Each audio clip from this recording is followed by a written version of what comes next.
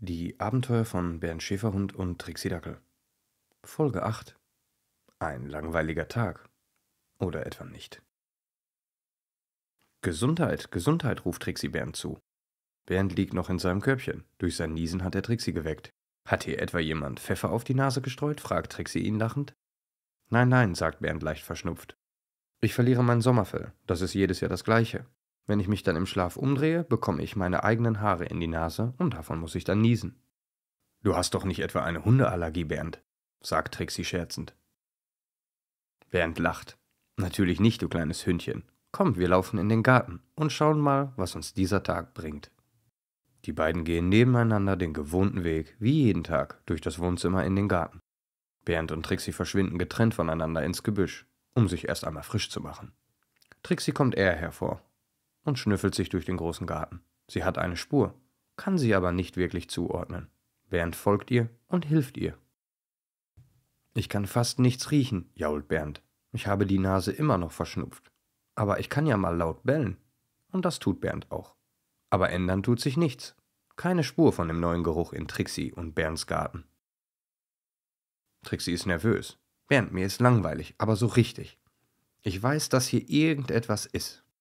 Du kannst sicher gerne etwas ausruhen gehen und dich von deinem Schnupfen erholen. Aber ich werde weitersuchen.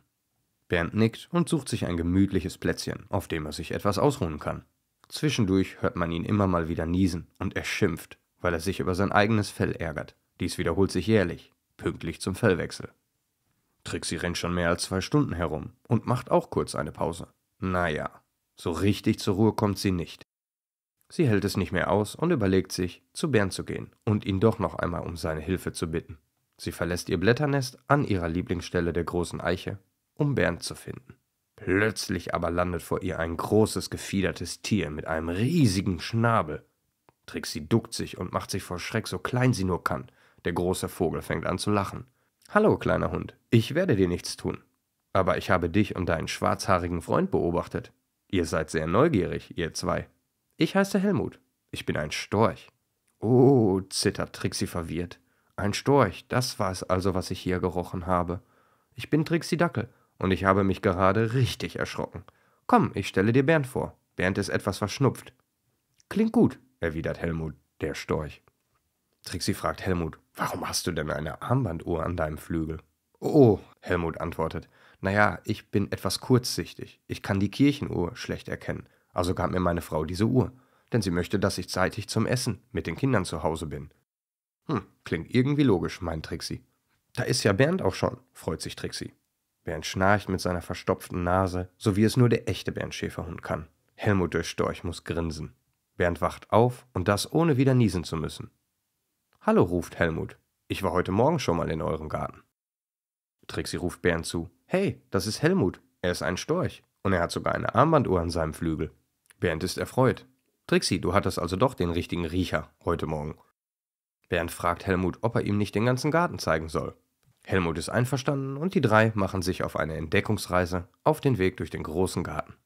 Trixie zeigt Helmut ihre Lieblingsplätze und Bernd erklärt dem Storch alle Abenteuer, die es in diesem Garten bereits gegeben hat. Plötzlich aber piept Helmuts Armbanduhr. Helmut der Storch blickt auf seine Uhr und entschuldigt sich freundlich. »Es ist soweit, die Zeit vergeht wie im Flug. Ich muss mich auf den Weg machen, um rechtzeitig zu Hause zu sein. Ich würde aber gerne mal wieder vorbeischauen, wenn das okay ist.« Bernd antwortet augenblicklich, »Na klar, du bist immer willkommen.« Trixie und Bernd verabschieden ihren neuen Freund Helmut, den Storch, und gehen langsam in Richtung Haus zurück. »Bernd, das war doch kein langweiliger Tag. Es ist doch immer etwas los in unserem Garten. Außerdem ist dein Schnupfen weg.« »Ja«, antwortet Bernd, »da hast du recht, Trixie. Aber es ist schon spät, wir sollten uns schlafen legen und ich bin immer noch nicht ganz fit«, sagt Bernd.